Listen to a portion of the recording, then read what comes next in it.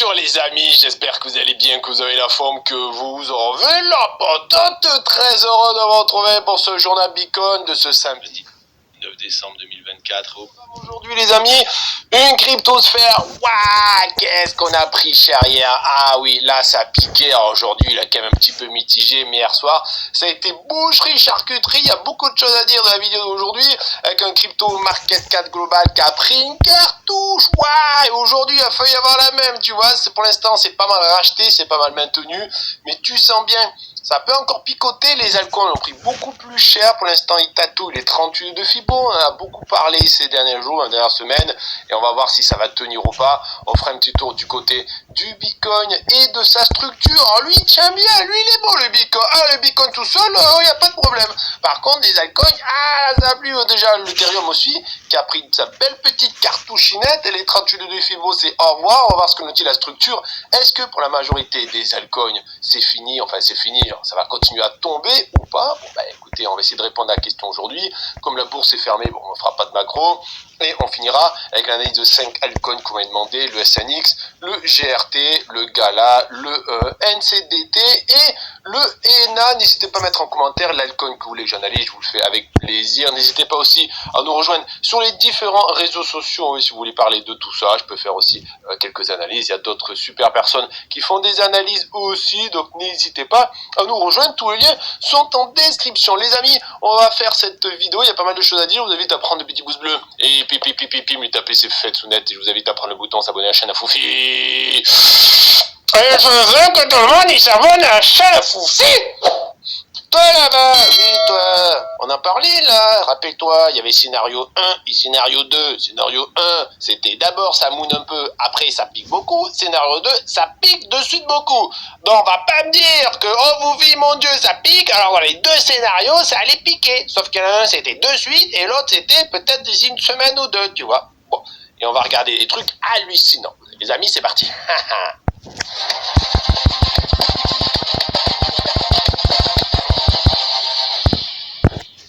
Les amis, aujourd'hui une cryptomap un petit peu mitigée, qui donne pas trop envie. Alors niveau Bitcoin plus 0,67% par rapport à hier à 67 569 $. À côté l'Ethereum 3261, ça commence à piquer déjà, plus 0,74%, mais encore eux ils sont dans le vert. C'est pas le cas de tout le monde. Le BNB moins 0,67 qui a quand même bien tenu. BNB 591, bravo BNB. Alors côté soutenu par Binance qui peut injecter quelques milliards à des moments, et après de toute façon ils revendent plus tard. C'est quand même pas trop mal. Le Solana à 149 $. Ouh, là ça commence à picoter, moins 2,64%. XRP moins 0,66 par rapport à hier. Dogecoin moins 2,10. Le Ton plus 1,22. La Cardano plus 2.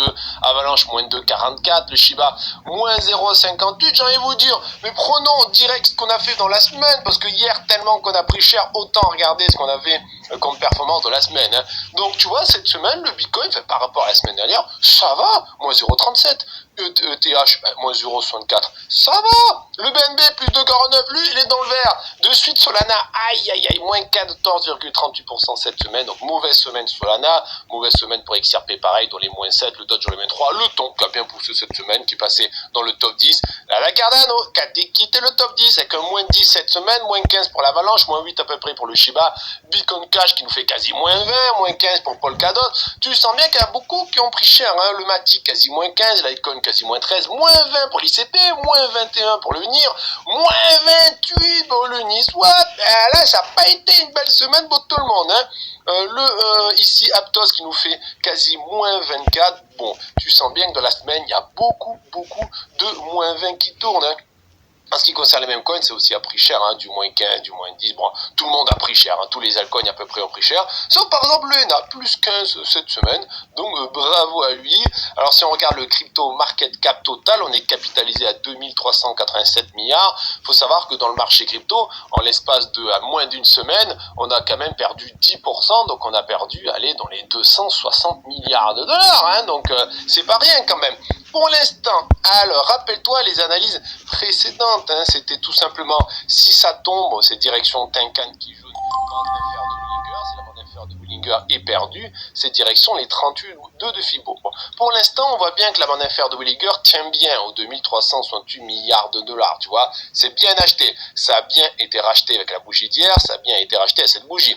Donc c'est une bonne nouvelle. Le problème, c'est que ça, c'est très racheté via surtout Bitcoin et Ethereum, qui sont quand même beaucoup plus rachetés que d'autres, la majorité des altcoins, on va dire. Hein. Alors il y a des grosses caps comme BNB qui sont aussi bien rachetés, bien sûr. Mais là, c'est surtout Bitcoin et Ethereum, surtout Bitcoin qui sauve. Donc là, il y a deux solutions. Pour l'instant, c'est le week-end. Je pense que ça va être plutôt calme. La solution, la semaine prochaine, on perd ici la bande inférieure de Bollinger avec une bougie verte et un corps de bougie qui clôture. Et là, c'est direction les 38 de Fibo, c'est-à-dire ça continue les enfers. Et malheureusement, on va se manger ça. Rappelle-toi qu'est-ce qu'on disait les semaines précédentes. On disait que la semaine, on va se manger le CPI américain. On va savoir si on est dans une tendance baissière ou on va continuer à tomber, tout simplement. Ou si on repart en tendance haussière. Ben là, je pense que la tendance baissière, ça commence à de plus en plus s'affirmer, si tu veux. Bon, donc au pire des cas, on peut se dire qu'on peut manger tout simplement ici un regular flat avec une A, une B, une C qui peut aller chercher ici le nuage Shimoku, voire la Sandeli. Alors ça voudrait dire quoi? Ça veut dire si vraiment on prend cartouche, c'est encore un moins 12% sur le marché crypto. Mais si le Bitcoin il fait moins 5, tout le monde fait encore moins 20, tu vois, en termes d'alcool. Bon.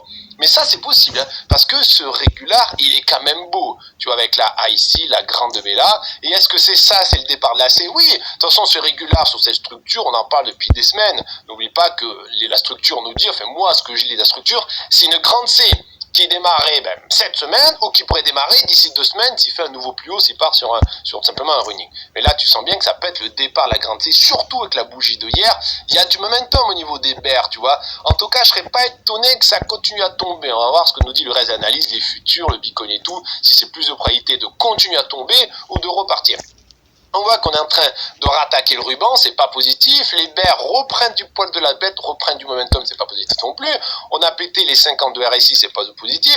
Et pour l'instant, on voit que l'énergie commence à revenir, mais c'est l'énergie au main des bears, hein, donc c'est pas trop joli ce qu'on a pour l'instant. Au niveau des altcoins, là c'était la cartouchinette. Hein. Faut savoir qu'en moyenne, les altcoins, ils ont fait hier un moins 15%. Mais ça, c'est en moyenne. C'est-à-dire ton petit BNB, s'il fait moins 1, ça veut dire derrière, tu as plein d'alcoins qui font du moins 20, si tu veux. Parce que c'est en termes de capitalisation, c'est pondéré par le poids de la capitalisation, tout ça. Donc si tu as des grosses caps qui font pas grand-chose comme rouge, comme du BNB, tu as d'autres altcoins, alors c'est boucherie, charcuterie, du moins 20, moins 30, qui a traîné un petit peu partout. Tu peux voir que pour l'instant, c'est pas beau du tout. C'est vraiment pas beau. Parce qu'on a pété la bande inférieure de Bollinger. Tu connais la chanson? Pétage de la bande inférieure de Bollinger, validation, égale effet toboggan activé. C'est le contraire, c'est la bande supérieure de Bollinger. Une bougie qui explose la bande supérieure de Bollinger avec sa petite sœur, la confirmation. C'est des fortes probabilités d'enclencher un to the moon. Malheureusement, tu as aussi l'opposé, qui est de faire une bougie qui pète la bande inférieure plus sa petite sœur, égale bam. Donc pour sauver ici les altcoins, pour les prochaines semaines, il faut rapidement qu'il y ait des bougies demain ou après-demain qui récupèrent la bande inférieure de Bollinger, qui réintègrent les bandes de Bollinger, et là ça pourrait peut-être sauver. Donc ce qu'on a devant nous, c'est très moche. On a les 38 de Fibo, 656 milliards qui retiennent, mais là, les deux bougies qui pètent les bandes inférieures de Bollinger, c'est pas positif. Donc si demain après-demain, on a un corps de bougie qui pète les 38 de Fibo, c'est direction les 0,5, voire la Sandeli, qui a quand même une grosse résistance, enfin un gros support. Et la Sandeli, c'est se remanger moins 10 en moyenne. C'est-à-dire certains vont faire jusqu'à moins 20, d'autres vont faire jusqu'à moins 2, moins 3, tu vois. Pour l'instant, on a éclaté le ruban, on est tout en bas quasi, donc c'est pas bullish. On voit que les bears ont repris du momentum, on a pété les anciens momentum ici. Donc là, les bears sont plus énervés que ce qui était énervé les dernières semaines. On a complètement explosé les 50 bears ici. Donc oui, ce qu'on a aujourd'hui, c'est pas beau. Est-ce que ça peut continuer à tomber? Oui, ça peut continuer à tomber. Là, pour l'instant, ce qu'on a devant nous dit que ça va continuer à tomber. C'est pour ça qu'il faut vite une petite bougie verte pour calmer un peu les choses. Au niveau des stablecoins maintenant, bon les stablecoins c'est limite, ça passe encore. Hier pétage de la bande supérieure de Bollinger, ça peut être dramatique. Aujourd'hui on n'a pas une bougie verte. Si on avait une bougie verte qui confirmait le pétage de la bande supérieure de Bollinger, on pourrait dire ok, les stablecoins confirment que ça va être boucherie charcuterie. Mais là ça va. Là on peut voir que la bougie d'aujourd'hui a été vendue, donc les gens ont cartouché en buy the dip aujourd'hui, buy the dip hier, ils ont swappé des stablecoins pour de la crypto, c'est pour ça qu'on a la dominance qui diminue aujourd'hui, on est à genre 6,06 0,6% dominant des stablecoins. Donc là, c'est plutôt pas mal. C'est-à-dire, il y a des possibilités que demain, on fasse du rouge pour les stablecoins, et donc c'est juste les gens qui continuent à acheter le marché crypto, donc les stablecoins sont vendus, la dominance diminue. Par contre, si demain ou après-demain, on commence à avoir une bougie verte qui pète la bande inférieure de Bollinger, ça peut partir pour un effet to the moon pour les stablecoins, donc la dominance des stablecoins monte, donc c'est-à-dire la dominance des cryptos diminue, donc les cryptos font du rouge, tout simplement. Donc là, on fait attention, parce que là, les boules reviennent ici avec du momentum, ils ont bien préservé les 50 de RSI, il y a un petit peu d'énergie qui commence à arriver, donc là, ça peut être pas bon, hein, il faut vraiment qu'il y ait une petite journée verte ou deux pour nous dire, c'est bon, c'est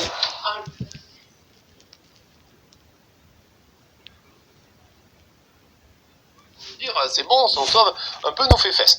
Au niveau du Twitter, alors il y a eu des trucs de fou, si tu veux voir du gros charcutage, tu vas sur Twitter.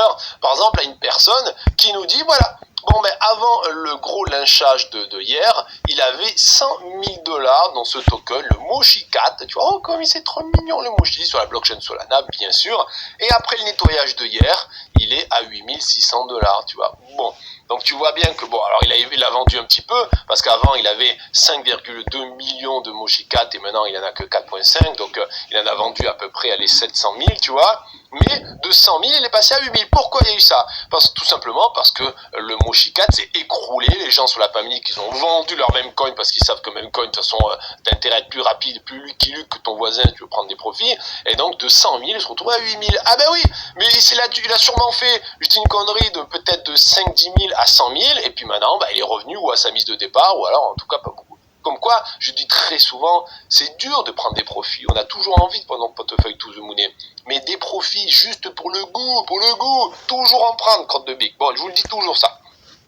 Un autre petit truc, je vous ai mis un petit blabla, tout simplement pourquoi j'ai mis un blabla, parce qu'on a cette personne ici, Crypto Nerd, alors qui met un message, qui est atroce, son message, en gros, il était en 3 fois longue PP sur Binance, et tout simplement, il avait 1 million de $, et il avait tout son argent accumulé depuis 2017, et il a tout perdu. Il va sur son Binance liquider son PNL, tu vois, 1 148 487,3 $.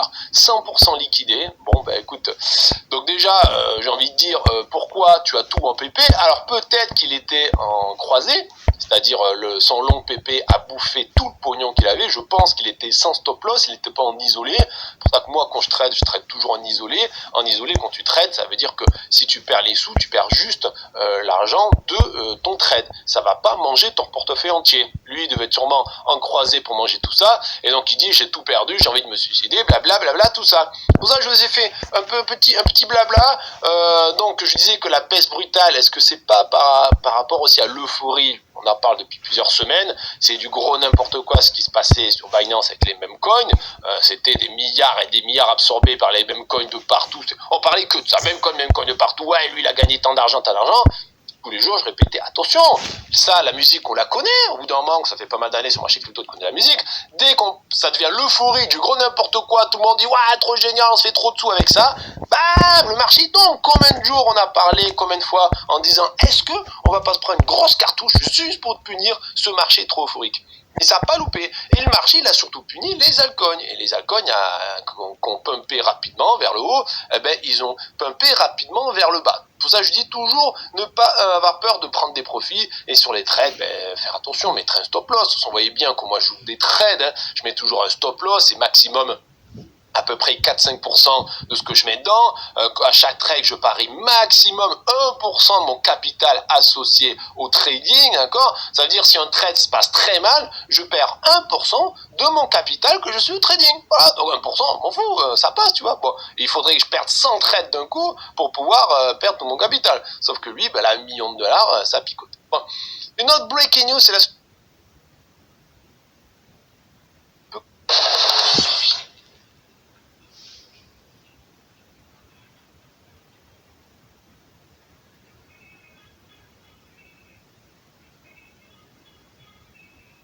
Santada aux enfers qui peut commencer. Jusqu'où, je sais pas, il est pas assez vieux. Il peut aller chercher ici sous la mèche ou 1,08 $, sinon ça sera les 1 $ ou sous les 90 centimes. Bon, en tout cas, des cryptos, le corps solide, ils vont mieux être Tenkan 50. Je vous affiche la vidéo que j'ai envoyée sur la chaîne, la dernière vidéo sur la chaîne ici. Vous faites des gros bisous, soyez prudents sur le marché. On se dit à demain, bye bye.